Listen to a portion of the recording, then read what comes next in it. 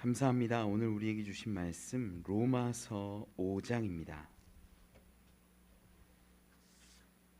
로마서 5장 1절로 6절까지 함께 보겠습니다.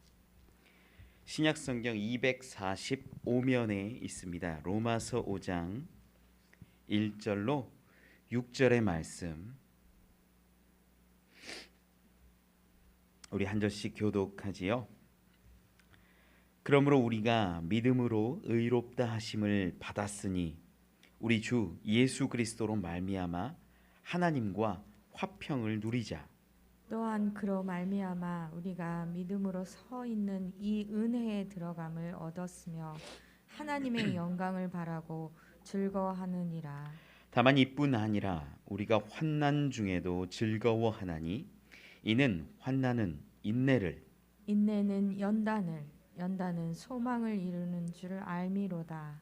소망이 우리를 부끄럽게 하지 아니함은 우리에게 주신 성령으로 말미암아 하나님의 사랑이 우리 마음에 부은 바 됨이니 우리가 아직 연약할 때 기약대로 그리스도께서 경건하지 않은 자를 위하여 죽으셨도다. 아멘. 아멘. 할렐루야. 옆에 있는 분들하고 인사 한번 하시죠. 잘 오셨습니다. 사랑합니다. 축복합니다. 2004년 아테네 올림픽이 있었는데요.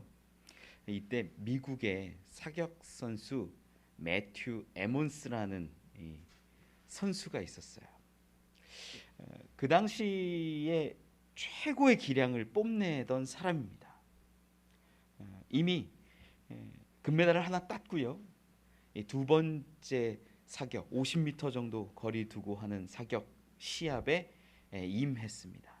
예선전 다 뚫고 결승전에 임하고 최고의 기량에 물오른 선수였기 때문에 메달이 유력했습니다.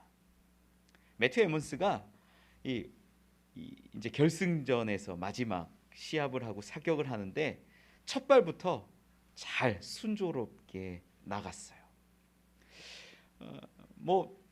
이 호흡도 중요하고 자세도 중요하고 격발도 중요하고 다 중요한데 그 모든 것들이 너무 안정되게 이 선수가 경기를 치르고 있었어요. 점점점 한 번 쏘고 두 번 쏘고 이렇게 쏴 나갈 때마다 2등과 점수차가 벌어지는 거예요.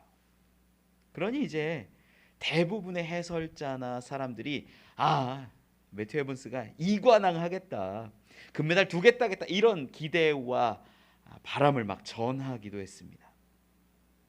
마지막 한 발이 남았어요. 점수차가 많이 벌어져서요, 대충 그 관역에만 맞으면 금메달 딸 수 있을 만큼의 상황이었습니다. 호흡을 가다듬고 자세를 다시 한번 고치고 확인하고 아주 천천히 준비하고 쐈습니다. 탄환이 정확히 관역의 정중앙을 뚫고 지나갔어요. 그런데 제가 화면을 확인을 했는데 화면에 점이 안 찍히는 거예요. 보통 우리 사격 딱 하면 부저가 울려요. 잘 맞았다라는 게. 부저도 안 울리는 거예요. 효과음이 없는 거예요. 이게 뭔가 봤더니 옆에 있는 사람의 관역을 정중앙을 쏜 거예요. 금메달 땄을까요? 못 땄을까요? 실격됐습니다. 그냥 금메달 하나에 머물러 버린 거죠. 우리 삶에서요, 열심이 매우 중요합니다. 그런데 열심보다 중요한 것이 하나 있다면 바로 관역, 목표, 목적이 된다라는 겁니다. 목표를 정확히 세우지 않고 뛰면요, 지그재그로 뛰는 거예요. 돌고 돌아오는 거예요. 잘못된 길을 가서 돌아올 수도 없게 되는 상황들을 맞이한다라는 거예요. 여러분, 성경에서요, 이 죄라고 쓰여져 있는 단어가 헬라어로 하마르티아입니다. 이 단어의 의미가 뭐냐면 관역에서 벗어난다라는 거예요. 그게 죄예요. 죄라는 건 더러운 것, 부정한 것, 잘못된 것 이것이 아닐까라고 생각하는데 죄의 의미가 관역으로부터 벗어난 것을 죄로 여기고 있다라는 것이죠. 그것이 죄라고 성경은 말합니다. 내 관역이 아니라, 내 목표가 아니라, 내가 세운 계획이 아니라 하나님의 계획, 하나님의 목표, 하나님의 뜻으로부터 벗어나면 그것이 뭐예요? 죄가 된다라는 거예요. 그리스도인은요, 하나님의 뜻에 맞추어 살아가야만 합니다. 이것이 그리스도인의 삶의 모습이라는 거예요. 로마서가 오늘 본문입니다. 로마서가 참 귀하거든요. 이 믿음으로 구원에 이른다는, 믿음으로 살리라는 그 놀라운 복음의 본질을 우리에게 준 성경이기에 참 귀합니다. 특별히 우리가 유대인들 기준으로 보면 이방인이잖아요. 여러분 저 이방인이잖아요. 이방인들에게 이 믿음으로 살리라, 믿음으로 구원 얻는다라는 이 신칭의의 말씀은요, 엄청나게 큰 선물이 되는 거예요. 유대인들은 할례 받음으로, 선민으로, 율법을 지킴으로 구원 얻는다라고 생각했어요. 그들이 택한 민족이니까 그렇게 구원받을 것이라고 여겼어요. 그런데 로마서에 이렇게 쭉 처음부터 읽어보면, 야, 이방인 죄인이야. 그렇다고 유대인들 아니냐? 아니야, 그들도 죄인이야. 할례 받음으로 내가 선민 되었다라고 구원받고 온전케 되는 그거 아니야. 오직 의는 믿음으로 말미암아 살리라. 그 기록이 로마서에 흐르고 있는 말씀이라는 거예요. 그게 3장 4장에 쭉 기록된 이야기입니다. 5장으로 딱 넘어오면 오늘 본문 가운데서도 보면 그러므로라고 5장이 시작돼요. 이 이야기가 뭐냐면 믿음으로 말미암아, 예수 그리스도를 믿음으로 말미암아 우리가 어떻게 살아갈 수 있는가에 대한 삶의 부분들을 분명하게 제시하는 말씀이 오늘 본문이라는 거예요. 여러분, 우리 믿음으로, 예수를 믿음으로 살아가게 된 자들은 구원받은 자들이잖아요. 믿으십니까? 얼마나 기뻐요. 그런데 믿음으로 살아가는데 우리 안에 기쁨이 사라질 때가 많아요. 즐겁고 기쁘고 행복하고 이런 것들이 사그라들어 버릴 때가 너무나 많다라는 거예요. 왜 그럴까? 바로 하나님의 계획, 하나님의 목적, 하나님의 방향과 다르게 우리가 방향을 잡고 있기 때문이라는 겁니다. 그걸 분명하게 극명하게 드러낸 말이 죄가 있다라는 거예요. 하나님의 방향으로부터 벗어나면 우리가 기쁠 수가 없다라는 거죠. 믿는 자는 그래서 그 중심이, 마음이, 삶의 목적이 하나님을 향해야, 하나님의 뜻을 향해야 한다라는 겁니다. 오늘 본문은요, 예수 그리스도를 믿음으로 말미암아 구원받은 자들이 하나님과 화평을 누린다라고 기록해요. 2절 말씀에 보면요, 하나님의 영광을 바라고 즐거워하느니라 이렇게 기록해요. 그러니까 예수를 믿는 자들은 어때요? 화평을 누리고 즐거워한다. 3절 4절에 보면요, 환난이 찾아와도 즐거워한다. 인내, 연단, 소망을 이루어가며 하나님의 뜻을 깨달아 알고 이 소망이 우리를 아름다운 삶으로 이끌어간다라고 이야기하는 거예요. 저는 오늘 말씀을 통해서 우리의 목적이 다시 한번 기억되기를 원합니다. 참 그리스도인의 모습, 그리스도인 된 자들의 삶이 어때야 하는지, 무엇을 바라보아야 하는지, 그리고 우리의 인생 가운데 기쁨과 즐거움, 그것들이 회복되고 환난을 이겨낼 수 있기를 원합니다. 함께 은혜 나누어 보죠. 첫 번째는요, 믿는 자는 화평을 누리며 즐거워한다라는 겁니다. 믿는 자는 예수 그리스도로 인하여 화평을 누린대요. 이 화평이라는 단어를 무엇인지 좀 알아야 화평의 누림이 이거구나라고 우리가 알 수 있잖아요. 화평은요, 헬라어로는 에이레네라고 하고 히브리어로는 샬롬이라고 해요. 화평, 평화. 근데 이 화평이라는 단어로 왜 이렇게 번역을 했을까라고 보면, 화평이라는 단어에 우리나라 말만 보더라도 평평하다라는 의미가 들어있어요. 평평하다는 게 뭘까요? 평화, 화평. 이게 그냥 마냥 즐겁고 기쁜 상태가 화평이 아니라는 거예요. 야, 나 행복해. 나 너무 즐거워. 감정이 막 최고조로 올라가는 게 그게 화평이 아니라는 거예요. 화평이 평평하다라는 의미를 담고 있어요. 화평은요, 불안정성이 사라진 편안하고 매우 안정적인 상태를 가리킨다라는 거예요. 그래서 우리가 예수를 믿음으로 말미암아 얻을 수 있는 것이 불안과 이런 변화무쌍한 삶이 아니라 굉장히 안정된 삶을 산다라는 것이 화평을 누린다라는 의미예요. 여러분, 누가복음 15장에는요 탕자 이야기가 나와요. 여러분, 탕자 이야기 너무나 잘 알죠. 1년에 몇 차례는 아마 예화로도 쓰는 말씀일 겁니다. 이 이야기는요, 아버지가 죽으면 내가 받을 그 분깃을 좀 미리 땡겨달라는 아들로부터 시작합니다. 아버지 죽으면 나에게도 돌아올 것이 있지 않습니까? 그거 좀 남겨주세요. 저 주세요. 아버지는, 이 아들에게 있어서 아버지는 죽은 것으로 치겠다라는 거예요. 아버지 죽으면, 돌아가시면 내가 받을 분깃을 달라는 건 아버지 돌아가신 분으로 내가 여기겠다라는, 화낼 수 있죠. 분노할 수 있는데 이 아버지는 그것들을 줍니다. 야, 땅도 요만큼은 너 줄 것이고, 야, 요런 보석들도 요런 재물들도 너에게 줄 요량이었어. 내가 죽으면 너의 것이 될 거야. 미리 줄게. 이것을 주고 나니까 아들이 어떻게 합니까?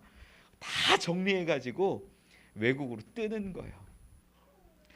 외국으로 떠서 그가 뭐 성경에는 자세하게 다 기록되어 있지는 않지만 허랑방탕하게 다 쓴 것으로 묘사돼요.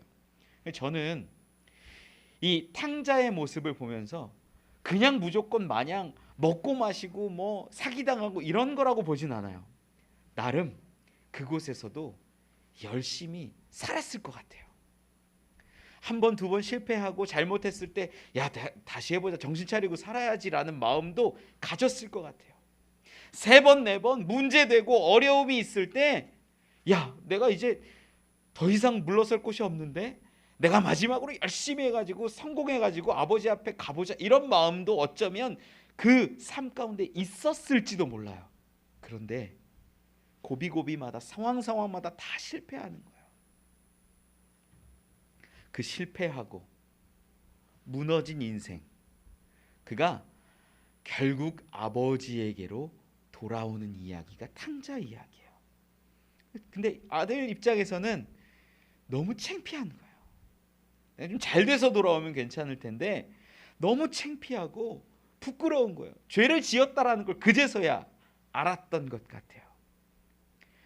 그래서 생각해서 말했던 것이 누가복음 15장 21절에 이렇게 기록되어 있는데요. 볼까요? 같이 한번 읽어보죠. 시작. 아들이 이르되 아버지, 내가 하늘과 아버지께 죄를 지었사오니 지금부터는 아버지의 아들이라 일컬음을 감당하지 못하겠나이다 하나. 뭐라고 얘기하냐면, 내가 아버지에게도 죄를 짓고 하늘에게도 큰 죄를 진 것 같습니다. 이제 더 이상 아버지를 아버지라 부르지 못하겠고 나를 아들이라 여겨주시지 않아도 괜찮으니 나를 그냥 일꾼으로, 품꾼으로 보아주시면 좋겠습니다. 이 얘기하는 거예요. 22절 23절 계속 좀 볼까요? 같이 한번 읽어보죠. 시작. 아버지는 종들에게 이르되 제일 좋은 옷을 내어다가 입히고 손에 가락지를 끼우고 발에 신을 신기라. 그리고 살찐 송아지를 끌어다가 잡으라. 우리가 먹고 즐기자. 이 내 아들은 죽었다가 다시 살아났으며 내가 잃었다가 다시 얻었노라 하니 그들이 즐거워하더라. 여러분, 여기서부터 이제 잘 들으셔야 돼요. 이 아들이 돌아올 수 있었던 이유는 뭘까요? 하늘과 아버지에게 죄를 지었음에도 불구하고 내가 죄가 너무 크기 때문에 품꾼으로 써주시면 좋겠습니다 라는 마음 가지고 돌아왔는데, 그 마음은 아버지에게는 그래도 풍요함이 있고 무언가가 있고 나를 받아줄 수 있을 만한 무언가 아주 작은 그 사랑과 연민이 있을 거라는 기대를 가지고 찾아왔다라는 거예요. 그런데 아버지는 어때요? 아버지는요, 그 아들의 아들됨을 잃어버리지 않았어요. 한 번 아들은요, 떠나갔어도 아들이라는 거예요. 한 번 아들 되었을 때는 자식이 부모를 향해서 아버지 죽으면 저에게 주실 거 다 주세요 해서 자식이 부모에게 관계를 끊은 것 같은데, 그 아버지는요, 자식에게 대한 그 사랑과 관계를 끊어내지 않았다라는 거예요. 아들은 끝까지 아들인 거예요. 아들은 아버지를 볼 때 관계가 끊어졌어요. 그러니까 하는 말이 나를 품꾼으로 종으로 여겨주시면 어떻습니까? 이 얘기하고 있는데, 아버지는 처음부터 아들이 아버지를 배신하고 그 재물을 싹 가지고 나갔을 때에도, 실패했을 때에도, 정말 모든 모습이 다 거짓골을 하고 왔을 그때에도 아들은 아들이라는 거예요. 여러분, 화평이요, 바로 이거예요. 한 번 아들이면 영원히 아들됨이 안정이라는 거예요. 문제가 있다고 아들로서 내치는 게 아니에요. 잘못했다고 딸로서 호적 파내는 게 아니에요. 아들됨이라는 건, 한 번 아들됨이라는 건 완전하고 분명한 하나님과의 그 관계가 세워져서 결코 끊을 수 없는 것이 된다라는 겁니다. 아들은 아버지를 죽은 것으로 여겼지만 아버지에게 아들은 그대로였어요. 내 아들은 죽었다가 다시 살아났으며 내가 잃었다가 다시 얻었노라 고백하는 그 아버지의 마음, 그 말씀이 화평이라는 거예요. 편하지 않는 그 사랑의 관계, 끊어지지 않는 그 사랑의 관계가 바로 화평된다라는 겁니다. 한 번 자녀 삼은 자를요, 하나님은 결코 잃어버리지 않으십니다. 그런데 이것이 무엇으로부터 우리가 화평을 누리냐고 이야기하냐면, 1절 말씀에 우리가 믿음으로 의롭다 하심을 받았으니, 우리가 예수 그리스도를 믿을 때 하나님과의 관계가 화평한 관계, 결코 끊어질 수 없는 관계, 안정한 관계, 아버지와 자식된 그 관계가 된다라는 거야. 예수를 믿을 때. 예수를 믿을 때 우리가 화평을 얻고, 2절 말씀에도 기록하면 그 은혜에 들어감을 얻었다라고 기록해요. 예수 그리스도가 무엇을 하셨기에 우리가 하나님의 영광을 바라고 즐거워하며 그 은혜 가운데로 들어갈 수 있을까요? 예수님께서 행하셨던 가장 하이라이트한 부분, 그것이 십자가 대속 사건이거든요. 마가복음 15장 37절에 이렇게 기록해요. 37절 한 번만 띄워주시죠. 같이 읽어보죠. 시작. 예수께서 큰 소리를 지르시고 숨지시니라. 39절을 한번 같이 보죠. 39절 시작. 예수를 향하여 섰던 백부장이 그렇게 숨지심을 보고 이르되 이 사람은 진실로 하나님의 아들이었도다 하더라.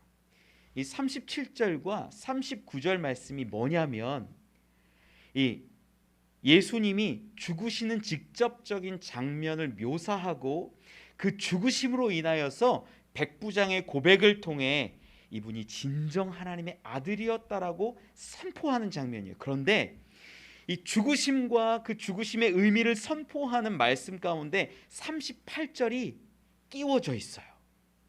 이 38절을 좀 함께 보지요. 같이 읽어보죠. 시작. 이에 성소 휘장이 위로부터 아래까지 찢어져 둘이 되니라. 무엇이에요? 예수님이 죽으신 사건이 그것이 진정한 하나님의 아들됨의 사건이었는데 그 가운데 이 마가복음 기자가 넣은 것이 하나님과 우리 사이에 가려져 있었던 그 성소의 휘장이 갈라졌음을 기록했다라는 거예요. 여러분 이건요 놀라운 사건이에요. 우리가 하나님께로 갈 수 없고 하나님과 우리의 관계가 막혀 있는 그 사건 가운데 예수 그리스도의 십자가 대속의 그 죽으심이 진정 하나님의 아들 되심이고 그리스도의 사역을 이루신 건데 그 핵심이 뭐냐? 이제 갈라져 있고 이제 보일 수 없었던 그 관계가 둘로 갈려져서 하나님께로 나아갈 수 있게 되었다라는 거예요. 여러분 이게 복음의 핵심이고 우리와 하나님과의 관계에서 이제는 더 이상 가려질 수 없는 일이 돼버린 겁니다. 그래서 예수 그리스도가 우리에게 길이 된다라고 말씀하신 거예요. 이제는 우리가 은혜로 성소로 하나님 앞으로 나아갈 수 있게 되었고 하나님과 함께 할 수 있기에 즐거워한다라고 이 로마서 오늘 본문의 기자는 고백하는 것입니다. 여러분 예수 그리스도로 말미암아 여러분들이 하나님의 아들이요 딸됨을 믿으시기 바랍니다. 이 사실은요 흔들릴 수 없는 사실이라는 거예요. 너무나 안정되고 화평한 고백이 된다라는 거예요. 로마서 8장 39절에 기록합니다. 높음이나 깊음이나 다른 어떤 피조물이라도 우리를 우리 주 그리스도 예수 안에 있는 하나님의 사랑에서 끊을 수 없으리라. 그 무엇도 심지어 사탄도 죽음도 질병도 실패도 아픔도 고통도 낭망함도 무가치함이라 느껴지는 것들도 우리를 하나님의 사랑으로부터 결코 끊어낼 수 없음을 믿으시기 바랍니다. 저희 가정에서요 저희도 아이들 키울 때 혼낼 때가 있어요. 너무 잘못하면 따끔하게 혼내야죠. 웬만하면 참다가도 몇 번 그게 쌓이면 한번 혼을 냅니다. 근데 혼을 내면 저희 아내도 그렇고 저도 그렇고 최대한 그날 풀으려고 노력을 해요. 아이에게.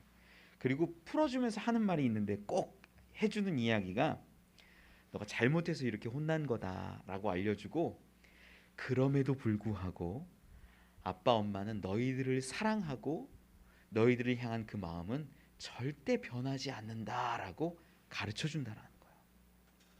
여러분 이게 아이들에게는 안정감이 돼요. 화평이 돼요. 불안함 얼마나 많습니까? 부모가 자녀 혼내면요 아이들은 굉장히 불안할 수 있어요. 그런데 그때 너희들을 사랑하는 그 마음, 너희들을 아끼는 그 마음, 아들됨의 그 관계는 결코 끊어지지 않는다라고 가르치고 선포하고 다시 한번 알게 해주는 거예요. 여러분 그 관계가 화평이라는 거예요. 예수 그리스도를 믿음으로 우리가 하나님의 아들이요 딸됨을 자녀 되었음을 믿으시기 바랍니다. 그 화평을 누리시기 바랍니다. 내가 실패하고 낭망하고 내가 버려진 것 같고 상처 입은 것 같지만 그럼에도 불구하고 여러분은 하나님의 아들이에요. 하나님의 딸이에요. 결코 변하지 않는 화평이기에 그 말씀 붙들고 우리가 즐거움과 기쁨을 누릴 수 있길 원합니다. 그러한 믿는 자로 화평을 누리고 즐거워하는 저와 여러분 되기를 축원합니다. 두 번째 은혜 나누길 원하는 것은요. 믿는 자는 소망을 바라보는 자라는 겁니다. 이 본문 말씀에는요. 우리가 다시 한번 읽어보면 3절 말씀에 이렇게 기록해요. 다만 이뿐 아니라 우리가 환난 중에도 즐거워하나니. 근데 환난이라는 게 여러분 환난이라는 게요 잠깐의 고통이나 잠깐의 아픔이 결코 아니에요. 여기서 기록하는 환난은요.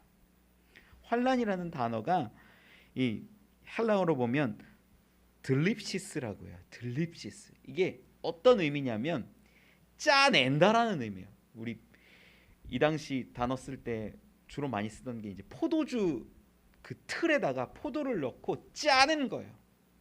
그러면 포도에서는 뭐가 나와요? 포도주가 이제 즙이 나오게 되겠죠. 짜내는 거. 우리가 그 상상을 해보면 그 고통이 우리 가운데, 여러분 가운데 임한다면 어떻겠어요? 감내할 수 없는 고통과 아픔이라는 거예요. 들립시스라는 단어는요, 잔혹한 폭력과 압박이라는 의미가 분명히 담겨 있는 단어예요. 마치 지금 전쟁을 겪는 어떤 나라나 그 전쟁과 환난 중에서 몸을 피신하고 고통을 당하고 있는 어떤 사람들을 가리켜 우리가 볼 수 있는, 가늠해 볼 수 있는 단어들이라는 겁니다. 우리 그런 것들을 보면서 즐거워할 수 있습니까?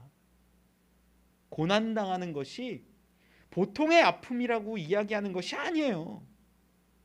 내 몸이, 내 살이, 내 삶이 찢겨지고 짓눌리며 죽어가는 모습을 이야기한다라는 거예요.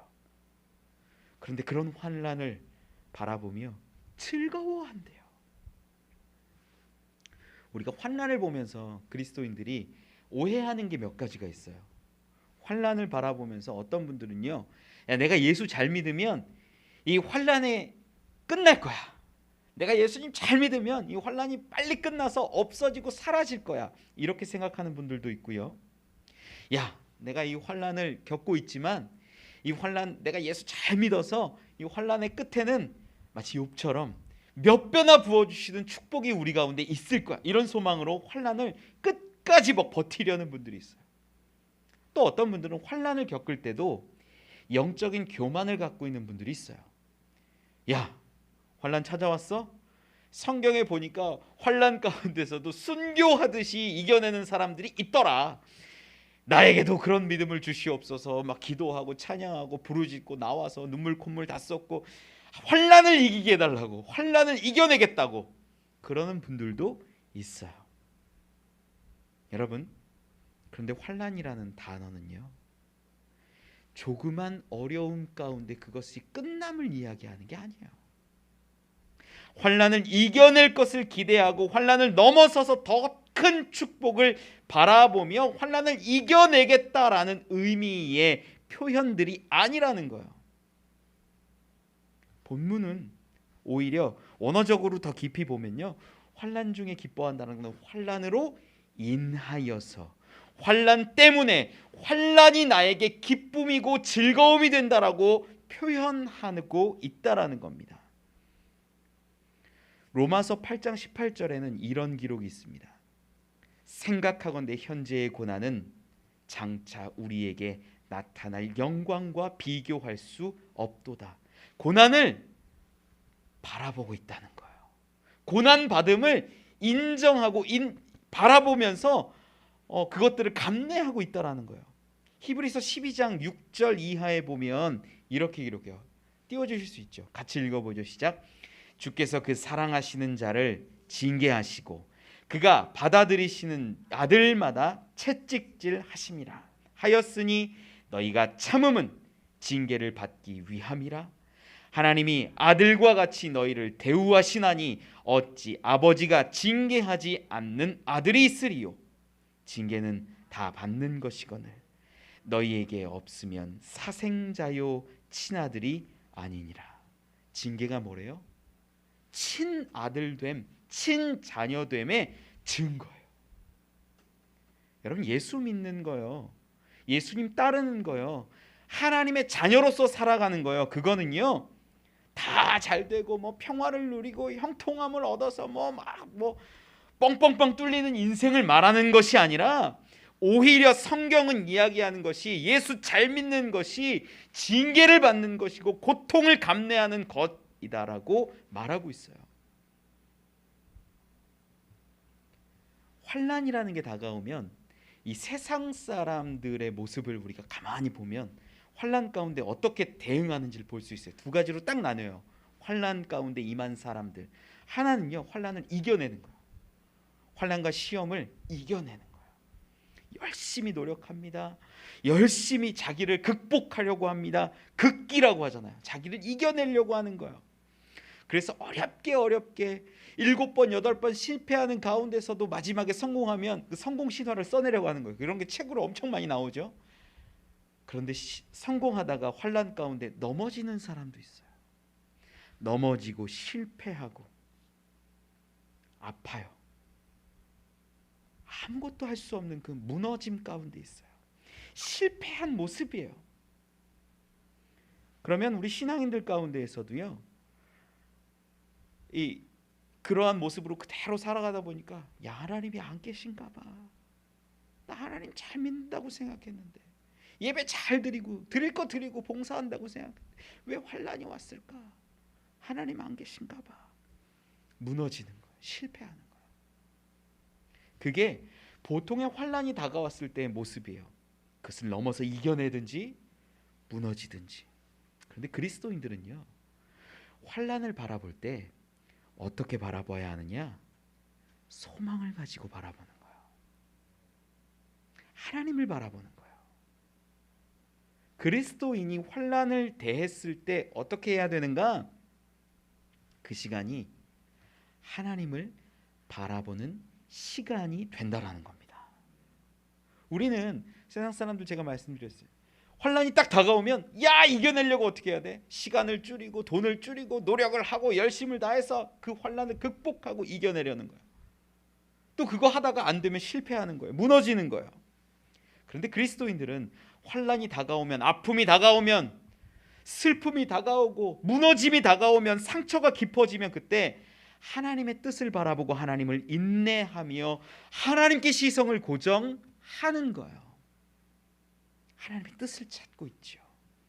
그것을 성경이 오늘 본문 가운데는 인내라고 하는 겁니다. 나에게 너무나 아픈, 결코 감당할 수 없는 그 상처와 슬픔이 찾아오고 낙심함이 찾아왔을 때 하나님을 바라보는 것, 하나님의 뜻을 찾는 것, 그것이 인내라는 거예요. 그렇게 인내를 하면 나타나는 게 있는데 하나님의 뜻이에요. 발견합니다. 인내를 통해서 하나님의 뜻을 발견하게 돼요.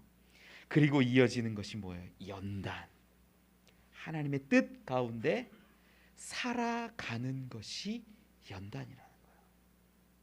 이걸 고상한 단어로 표현하면 순종이 되는 겁니다. 하나님의 뜻 따라 가고 싶지 않습니다. 하나님, 저에게는 다른 뜻이 있습니다.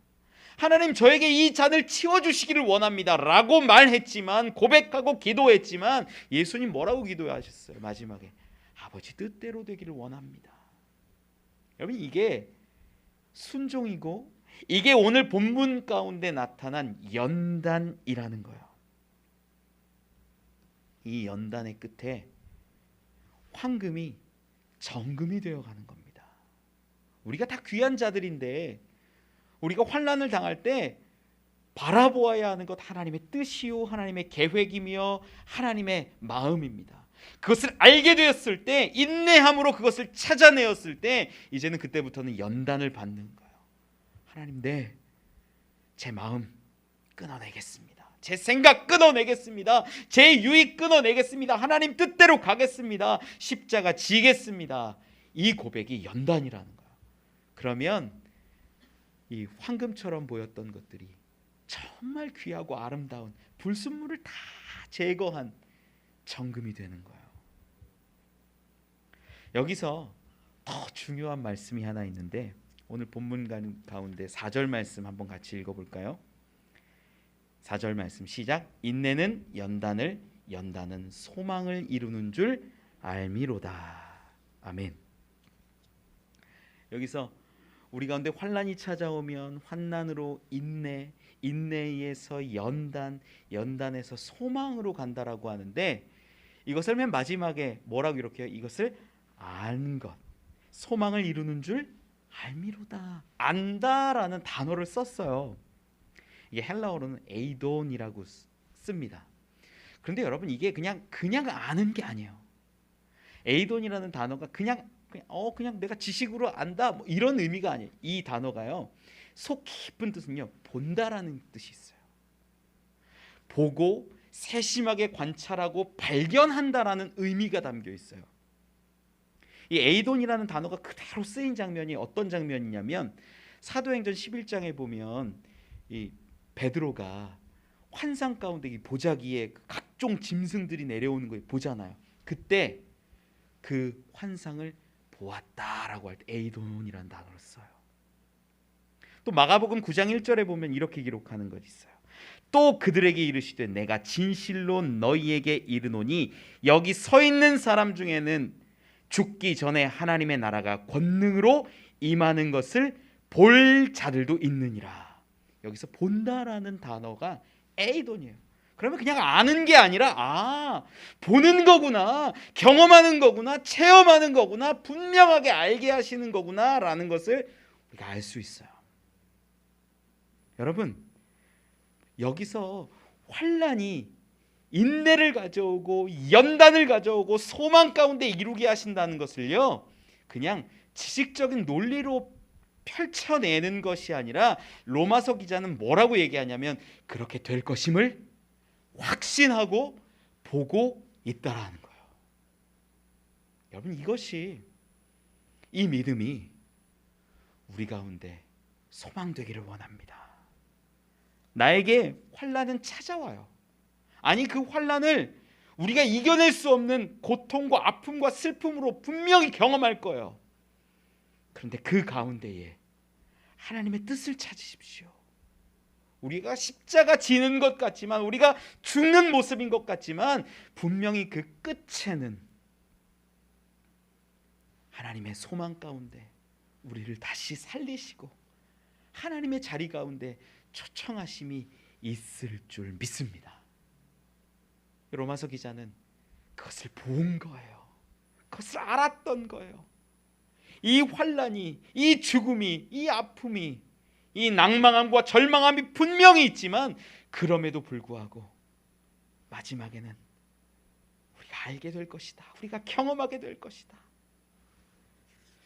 본문 말씀 5절 6절에 이렇게 기록합니다. 소망이 우리를 부끄럽게 하지 아니함은 우리에게 주신 성령으로 말미암아 하나님의 사랑이 우리의 마음에 부은 바 됨이니 우리가 아직 연약할 때에 기약대로 그리스도께서 경건하지 않은 자들 위하여 죽으셨도다.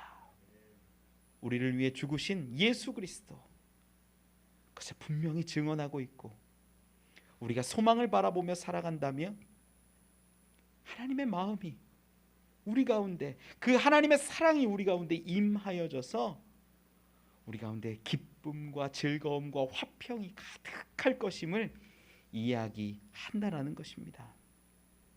여러분, 우리 가운데 환난으로 인하여서 기뻐하고 즐거워할 수 있는 자들이 되길 원합니다. 하나님의 뜻을 발견하고 하나님과 동행함으로 승리할 수 있기를 소망합니다. 말씀을 맺습니다. 커다란 물고기가 연못에서 이렇게 막 헤엄을 치고 있는 장면을 생각해 보면, 야, 멋있다, 아름답다, 야, 어떻게 저렇게 하나님이 만드셨을까, 이런 생각할 수 있어요. 근데 그 큰 물고기가 지금 내 앞에 이 탁자에 딱 올라와져 있어서 팔딱팔딱 거린다고 생각하면, 어이구 무서워, 어이구 징그러워 라고 말할 거예요. 또한 우리가 밖에 나가서 밭이나 어디 좋은 산이나 이런 데 보면 흙 같은 거 밟고 그곳을 거닐면서, 야, 하나님이 만드신 자연이 참 좋다, 야, 평화롭다, 풍요하다, 이런 감정을 느끼다가도 그 흙을 한사 푹 퍼가지고 집에다가 뿌리면 어떨까요? 마음이 심란하겠죠. 여러분, 이것은요, 장소가 얼마나 중요한지를 보여주는 이야기예요. 흙은 흙의 자리에 있을 때 기쁘고 아름답고요, 물고기는 물고기의 자리에 있을 때 가장 아름답고 보기 좋습니다. 우리에게도 주어진 자리가 있어요. 그리스도인의 자리, 환난과 인내와 연단의 자리, 나에게 주신 내 가정, 내 자녀, 내 이웃을 돌보는 자리. 그 자리를 통해서 우리는 그리스도인 됨을 다시 한번 확인할 수 있습니다. 환난이 다가오고 힘들고 어렵고 낭망할 수 있지만 나에게 주신 이 자리들이 하나님이 주신 가장 선하고 아름다운 자리임을 믿으면 우리는 기뻐할 수 있게 되는 거예요. 그 낭망했던 마음이 치유받고 하나님 앞에 감사함으로 설 수 있게 되는 것입니다. 그러한 저와 여러분, 우리 시간 이 자리 되기를 간절히 축원합니다.